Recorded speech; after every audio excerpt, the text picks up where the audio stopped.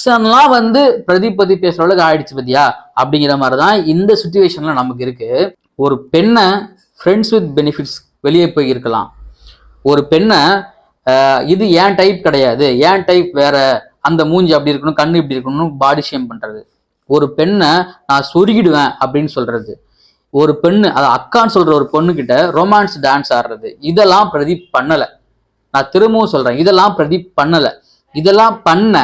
இதெல்லாம் பண்ண நீ பேசுற பத்தியா, இதெல்லாம் பண்ற நீ பேசுற பத்தியா, அதுதான் இங்க தாங்கிக்க முடியல. இன்னொரு விஷயம், நாங்க ரெட் கார்டு கொடுக்கணும்னு நினைக்கல, கூல் சுரேஷ் அவரோட இஷ்யூ பத்தி பேசலாம்னு தான் நினைச்சோம். ஆனா வந்து எல்லாரும் சேர்ந்து பேசுனதால அந்த விஷயம் வந்து மாறிடுச்சு. இதே மாதிரி நம்ம ஜோவிகா இருக்காங்கல்ல, அவங்க வந்து என்ன சொல்றாங்க, அடுத்த வாரம் இல்ல சார் நாங்க வந்து கூல் சுரேஷ் விஷயம் பத்தி தான் பேசலாம்